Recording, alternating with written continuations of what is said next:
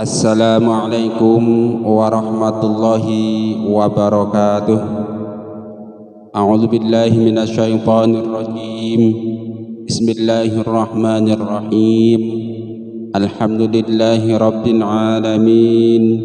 Allahumma shalli wa sallim wa barik ala sayyidina Muhammad wa ala ali sayyidina Muhammad. Amma ba'du. Pemirsa sekalian, marilah kita sama-sama melanjutkan belajar membaca kitab Tafsir Munir karangan Imam Nawawi Al-Bantani, yaitu bagian surat Al-Baqarah ayat 3. A'udzubillahi minasyaitonir rajim.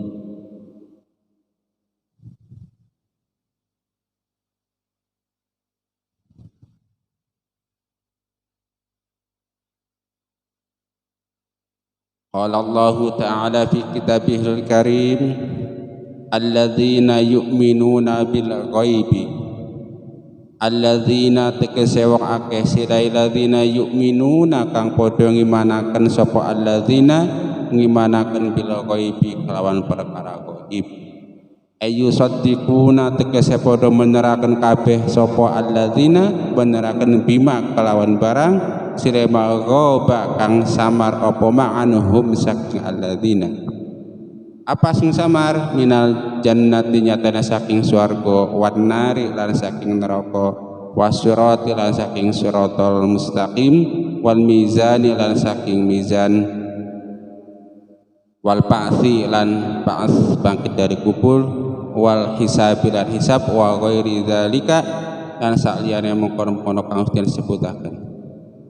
Wakilalan den dawuhaken al muradu utawi kang den karepaken bil ghaibi kelawan ghaib al qalbu ati, wal makna utawi maknane jika al ghaib itu adalah hati, yu'minuna padha ngimanaken kabeh sapa alladzina bi qulubihim kelawan ati kelawan hatinya qulubihim, la kalladzina ora kaya wa akeh sira alladzina yaquluna kang padha ngucap sapa alladzina ngucap bi afwahihim kelawan mulute alladzina ma ing barang semale sakang ora ana apa ma ora ana iku fi qulubihim ing dalam atine alladzina. Nah, satu begini, ayat ini menjelaskan bahwa salah satu sifat atau ciri orang-orang bertakwa adalah beriman kepada perkara yang ghaib, perkara yang sama. Apa itu perkara ghaib? Di sini dijelaskan perkara ghaib misalnya adalah surga, misalnya adalah neraka, misalnya adalah bangkit dari kubur, misalnya adalah adanya mizan timbangan amal, misalnya adalah adanya siksa surga dan neraka, dan lain dan lain-lain. Jadi kalau orang-orang yang percaya bahwa semua itu ada, perkara itu ada, maka dia memiliki sebagian ciri-ciri orang yang bertakwa. Ngetesnya gimana? Ngetesnya gampang lah, tanya aja. Kalau dulu waktu kita sekolah itu ada istilah pertanyaan PS gitu ya, benar atau salah. Begini, surga dan neraka ada atau tidak? Kalau jawabannya ada, benar. Kalau jawabannya tidak ada, berarti salah. Benar atau salah surga itu ada? Benar, kan gitu. Yusaddiquna membenarkan perkara yang ghaib di antara surga. Siksa kubur ada atau enggak? Jawabannya ada. Oh, benar. Serang tesnya begitu lagi. Nah, berarti ada orang-orang yang tidak percaya terhadap siksa kubur. Biasanya orang-orang yang tidak percaya, paham yang tidak mengakui adanya Tuhan, komunisme misalnya, otomatis dia tidak mempercayai adanya siksa kehidupan akhirat. Jadi kehidupan bagi mereka itu hanya ya dunia ini saja, meninggal selesai kehidupan, nggak ada lagi tuh bangkit dari kubur, nggak ada lagi tuh siksa surga dan neraka. Pokoknya hidup itu apa yang kita alami di alam. Yang kedua, al-ghaib di sini ada yang memaknai, kalau tadi bil ghaib itu artinya ada iman kepada perkara yang samar, yang ghaib seperti surga, neraka dan lain-lain. Di sini ada pendapat kedua yang mengatakan bahwa yang al-ghaib di sini maksudnya adalah hati. Jadi maknanya alladzina yu'minuna bil ghaib adalah orang-orang yang beriman dengan hatinya berserta hatinya. Maksudnya gimana ya? Sebab begini, percaya itu kan, percaya itu ada kalanya yang hanya ucapan saja, contoh. Ada juga percaya yang disertai dengan hatinya. Misalnya ada orang-orang yang percaya kepada Allah Subhanahu wa taala hanya di mulut saja. Dia mengucapkan asyhadu an la ilaha illallah wa asyhadu anna muhammadar rasulullah, tetapi hatinya tidak beriman. Nah, itu salah satu maksud bahwa dia itu beriman tidak dengan hati. Tetapi kalau bil ghaibi beriman hati, berarti dia mulutnya mengucapkan iman kepada Allah Subhanahu wa taala dan hatinya juga ikut iman dan yakin seyakin-yakinnya kepada Allah Subhanahu wa taala dan semua ajaran yang Allah sampaikan lewat rasulnya Nabi Muhammad sallallahu alaihi wasallam. Jadi jelas ya bahwa salah satu sifat orang yang bertakwa adalah percaya terhadap perkara yang gaib, baik lisan maupun hatinya. Kita lanjutkan. Sifat orang beriman selanjutnya adalah wa mimma razaqnahum yunfiqun, wa mimma saking barang selema razaqnahum kang wis paling rezeki sapa ingsun Allahum ing alladzina iku yunfiquna padha infakaken kabeh sapa alladzina ai mimma tegese saking barang selema a'painahum kang wis paring sapa ingsun Allahum ing alladzina minal amwalinya tene saking harta banda iku yatasaddaquna padha bersedekah sapa alladzina li taatillahi karena taat mani Gusti Allah. Wa huwa utawi contoh orang yang bersedekah karena Allah iku Abu Bakar As-Siddiq wa ashabihi sahabat-sahabat Abu Bakar. Nah, sifat yang kedua dari orang yang bertakwa itu adalah menginfakkan harta, menginfakkan apa-apa yang diberikan Allah Subhanahu wa taala kepadanya di jalan taatillah.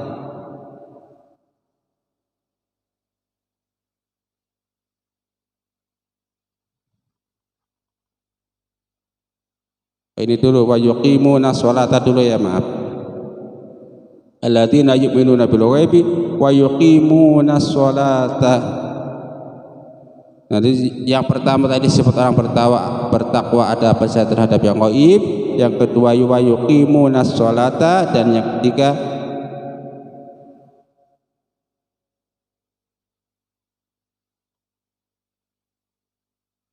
wa mimma razaqnahum yunfiqun wa yuqimuna sholata, lan podo mendirikan sapa alladzina as-sholata ing salat ayyutimuna tegese podo nyempurnakan sapa alladzina as-sholawati ing pira-pira salat ala khamsi kang 5 bisyuruti kelawan syarat-syarat wal arkani lan rukun-rukune wal hayati lan pertingkae. Jadi sifat orang bertakwa yang kedua itu menyempurnakan sholat, mendirikan sholat. Sholat yang mana? Nah, sholat yang dimaksud di sini adalah sholat 5 waktu, yaitu misalnya sholat subuh, zuhur, asar, maghrib, isya. Nah, menyempurnakannya dimaksud itu gimana? Kalau di sini tafsirnya disebutkan wa yutimuna sholata, syarat-syaratnya dipenuhi, syarat sholat, rukun-rukunnya dipenuhi, hayat sholatnya itu juga dipenuhi. Jadi sesuai dengan syarat dan rukun serta hayat sholat yang dimaksud sempurna. Maksudnya gimana? Misalnya kalau mau sholat wudu dulu atau bersuci dulu. Jadi kalau ada orang sholat wudunya tidak sempurna, apalagi sampai tidak wudu, berarti dia tidak mendirikan sholat, tidak menyempurnakan sholat, bahkan sholatnya tidak sah. Apa mungkin terjadi? Bisa jadi kita seperti kita sampaikan lah, contohnya anak-anak kecil saja nih, kalau sholat kadang dia habis main sama orang tua pada sholat, ya udah dia masuk tempat wudu atau masuk kamar mandi, kecil wudu nggak jelas, langsung sholat. Nah itu contoh sholat yang belum sempurna. Tapi kalau yang melakukannya anak kecil, ya kita maklumi, namanya juga anak kecil belum tahu. Nah tapi kalau orang-orang yang sudah dewasa seharusnya juga sudah tahu. Tetapi bisa jadi ada orang-orang yang sholatnya tidak sempurna, itu misalnya karena mu'alaf, misalnya nyun sewu, saya ada orang dari pedalaman suatu kampung misalnya, kebetulan dia pergi ke Jakarta, ke ibu kota, kemudian bertemu dengan salah satu ustadz di sana, dengan kiai, sehingga dia tertarik pada Islam, kemudian masuk Islam. Nah setelah itu dia belum belajar sholat dengan baik, sudah pulang lagi ke kampung halamannya di pedalaman sono, di mana dia nggak ada ustadz, nggak ada kiai, nggak ada tempat belajar Islam lah, sehingga dia tuh sholat dengan yang dia tahu saja, syarat rukunya dia belum tahu, kemudian hayat bagaimana sholat belum tahu, sehingga acak-acakan lah sholatnya. Itu contoh sholat yang tidak sempurna. Itu sifat yang ketiga,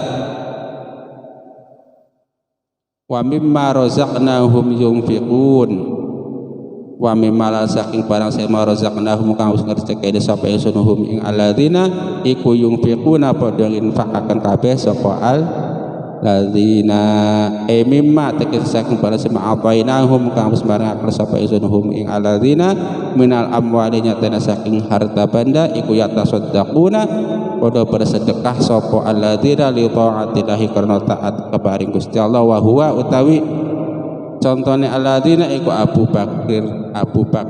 Bakar Siddiq wa ashabihi lan sahabat Abu Bakar Siddiq. Nah salah satu sifat atau ciri yang ketiga dari orang yang bertakwa itu adalah menginfakkan hartanya di jalan taat, itu bersedekah.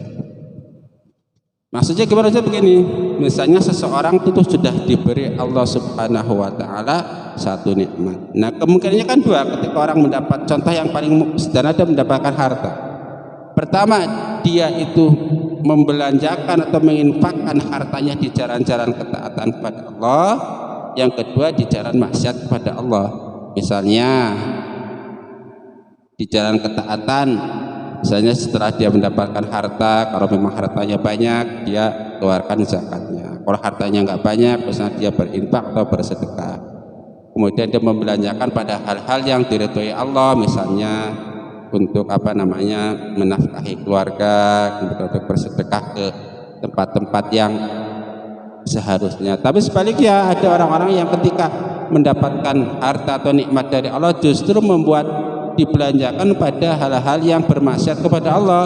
Misalnya tadinya dia orang baik-baik, di rumah tiba-tiba dia dapat rezeki yang banyak, ya kali-kalilah misalnya minum-minuman keras, mabuk-mabuk. Karena apa? Karena dia sedang punya uang. Itu contoh yang diinfakkan di jalan yang tidak dalam ketaatan. Sudah jelas ya, saya ulangi lagi. Al-Baqarah ayat ketiga, alladzina yu'minuna bil ghaibi ayyusaddiquna bima ghaba anhum minal jannati wan nari wasirati wal mizani wal ba'si wal hisabi wa ghairi dzalika. Wa qila al muradu bil ghaibi al qalbu wal ma'na yu'minuna bi qulubihim la kalladzina yaquluna bi afwahihim ma laysa fi qulubihim. Wa yuqimuna sholata ayyutimuna sholawatil khamsi bisyuruti wal arkani wal hayati wa mimma razaqnahum yunfiqun ay mimma a'tainahum minal amwali yatasaddaquna li ta'atillah wa huwa Abu Bakar Siddiq wa ashabihi. Daya itu dari kitab Tafsir Munir sudah kita baca, mudah-mudahan bermanfaat.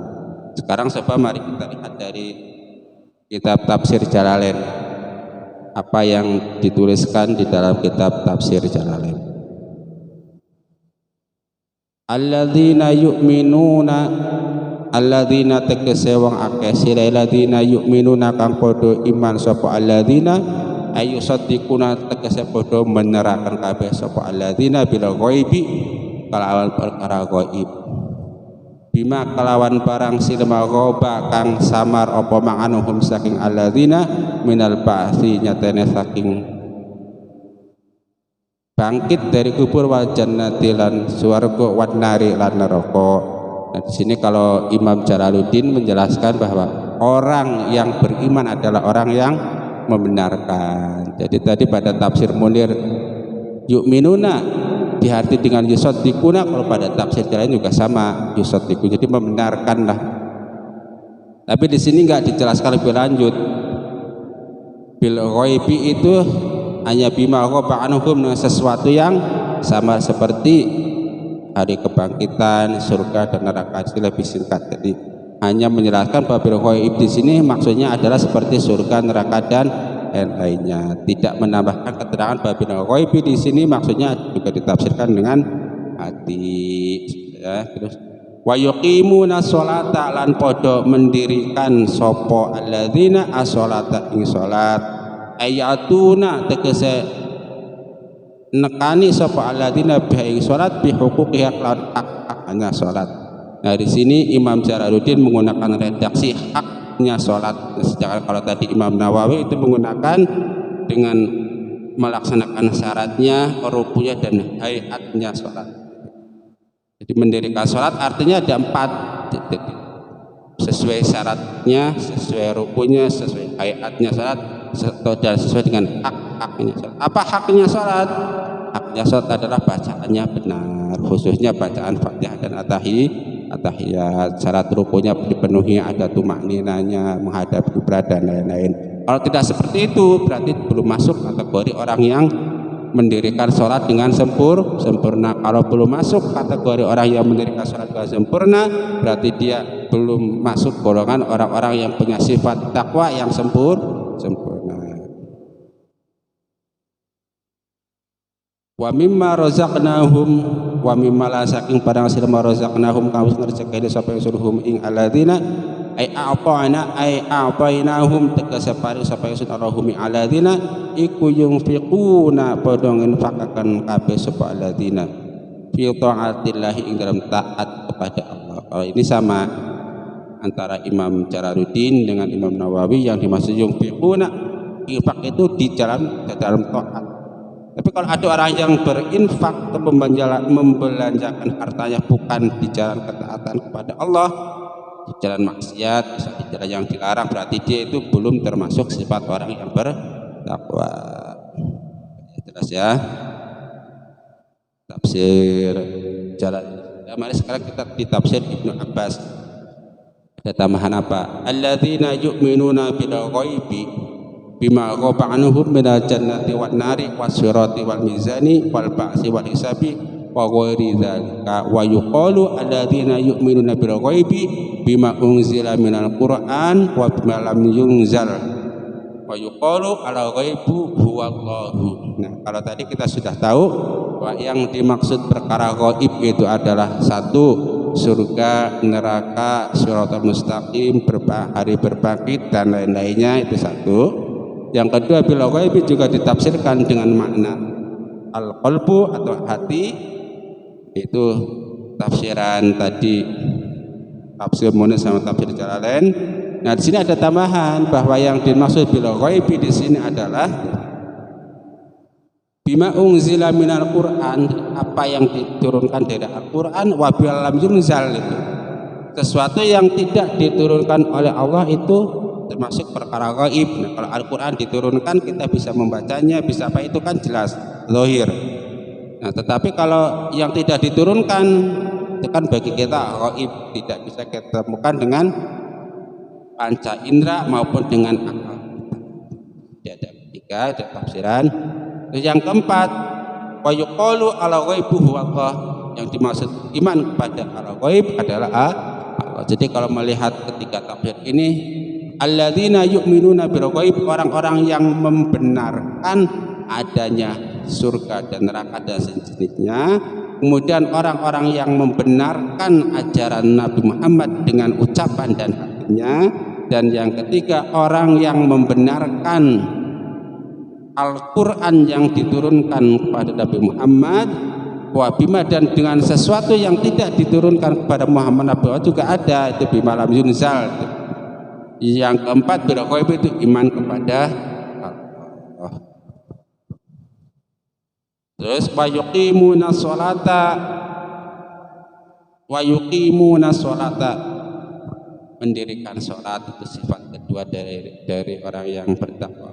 Yutimuna tegese padha nyempurnaken sapa alladzina as-sholawati ing pira-pira salat khamsa kang 5 biwudu'iha wa ruku'iha wa sujudiha wa ma yajibu fiha min mawaqi. Di hadis disebutkan bahwa yang dimaksud mendirikan sholat yaitu adalah mulai dari wudunya sempurna benar, rukuknya sekian banyak hayah sholat, syarat dan rukun sholat. Di sini Imam Ibnu Abbas mentitik beratkan pada wudunya benar dan sempurna, rukunya benar dan sempurna, wa sujudiha sujudnya juga benar dan sempurna, wa ma yajibu fiha min mawaqi, waktunya juga benar, enggak sembarangan. Sholat 5 waktu itu kan artinya sholat yang waktunya sudah ditentukan mulai kapan sampai kapan. Misalnya zuhur mulai dari kapan sampai kapan. Nah tiba-tiba ada orang sholat zuhur itu sebelum waktunya, ya enggak jadi, enggak sah. Orang-orang yang seperti itu tidak dikatakan mendirikan sholat, bahkan bisa jadi menghancurkan sholat. Oh iya, gimana contoh misalnya di suatu masjid ada azan misalnya 10 menit sebelum waktu sholat. Ini orang ini kan kelihatannya mendirikan sholat, tapi sebenarnya nanti lambat laun itu dia bisa meruntuhkan ibadah sholat itu sendiri. Gimana? Oh iya, jadi orang-orang beranggapan bahwa oh misalnya waktu sholat nih, waktu sholat itu jam 12 pas misalnya, tiba-tiba ada orang yang adzan jam 12 kurang 15. Nah orang-orang ini kan nanti akhirnya akan menggiring orang sholat zuhur sebelum waktunya, dan nanti itu kacau lah sholat. Tidak sah bagi pribadinya, tetapi bagi masyarakatnya bisa menjadi kacau. Wa mimma razaqnahum yunfiqun, wa mimma la saking harta razaqnahum kaus rezeki sapa sunahum alladzina iku yunfiquna padha nginfakaken kabeh sapa alladzina. Wa mimma saking bana sima apainahum kang wis padha sapa ingsunhum alladzina minal amali saking harta yata saddaquna padha nyedekaken kabeh sapa dina wa yuqalu yu'adduna padha nekani sapa alladzina zakat amwalihim ing zakat amwale alladzina wa huwa Abu Bakar Siddiq wa ashabihi. Ya, jadi tiga ini.